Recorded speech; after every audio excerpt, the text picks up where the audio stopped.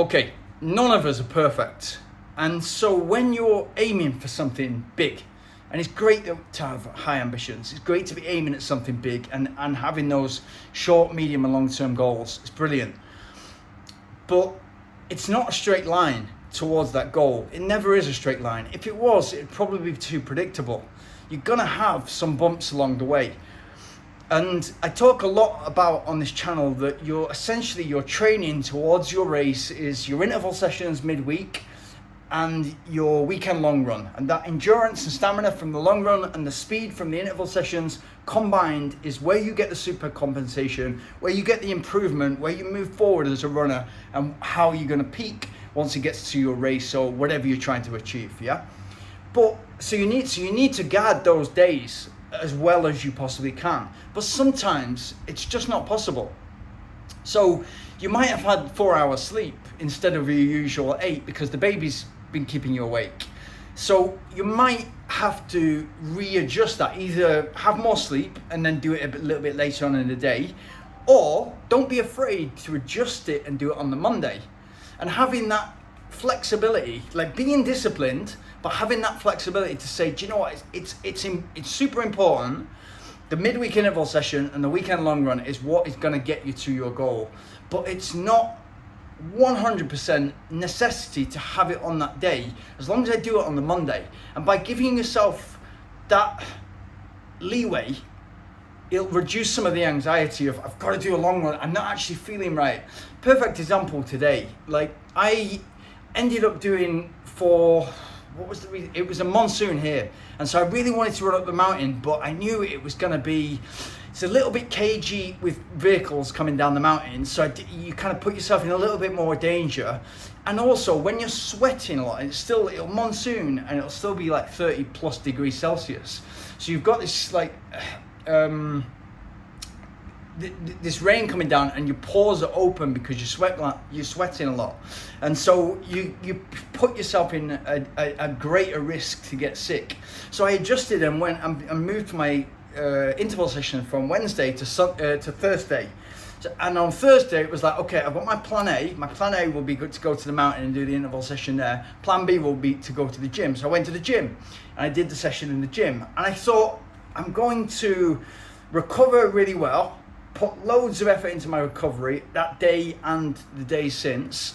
But we're now on Saturday and I still don't feel like tomorrow will be able to do the long run.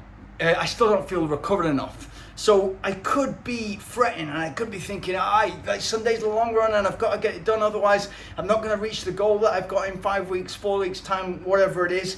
I could be in that mindset, and that would make me anxious today. I'd be like, I've got to quickly, what can I do? I'll go and get, and you might kind of like go and get a massage, or you might kind of go and get an ice bath, or jump in a sauna and try and do whatever you possibly can, rather than just, okay, breathe. Eat really well today. Make sure you drink a lot of water. Tomorrow, go for an easy run.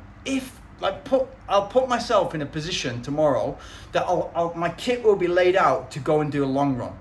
But if I'm just not feeling it, and I'm 90% sure that I'm not feeling it already because I was pretty sore today, then I'll just have that as an easy run. It'll just be 50 minute run, and then I'll be thinking, right, Monday, that will be my long run. And by having that, it just takes the stress away. It takes the anxiety, I've got to get it done because it's Sunday and I know that the long run takes the most amount of time, so it's great to have that at the weekend.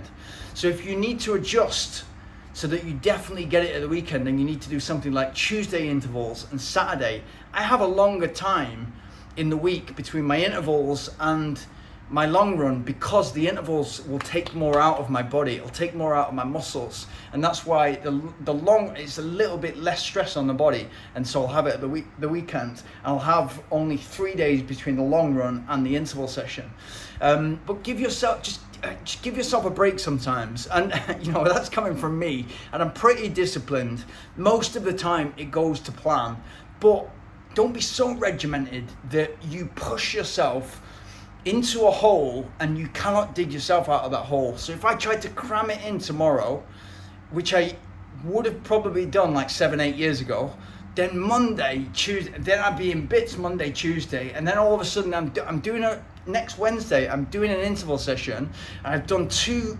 hard sessions back to back. The wheels are starting to fall off, and it's only a matter of time that leads into a niggle, which will turn into an injury.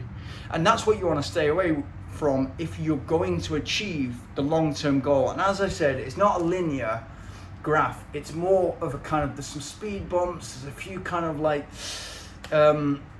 obstacles along the way. It's not a flat line, it's something, and that's why it's not total science. You can put science into your plan, but there's a bit of an art to coaching where it's like, well, how do you feel?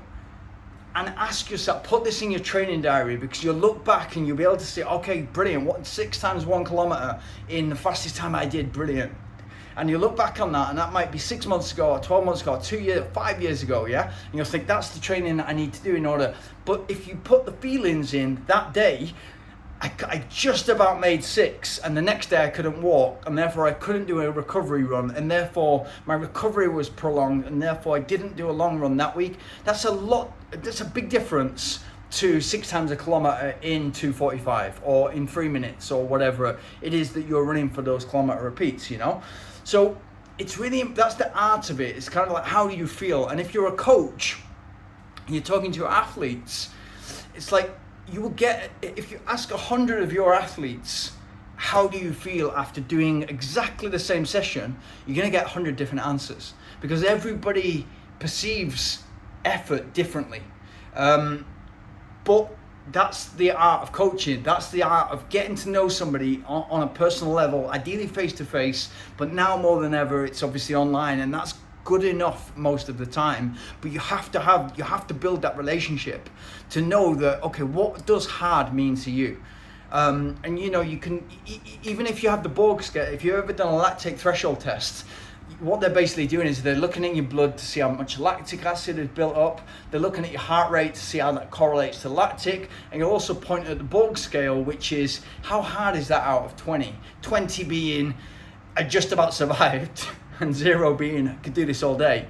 And even with that scale, of course, everybody's got a different definition of the heart rate. Might be exactly the same, 210, but somebody thinks that's an 18 and somebody else thinks that's a 12. So you have to get to know your athletes, and you have to get to know, if you're coaching yourself, if you're looking after your own training program, you have to get to know yourself really well. So yeah, just give yourself a break and realize that, yeah, interval's really important midweek, Wednesday ideally, and Sunday long run. That's my plan.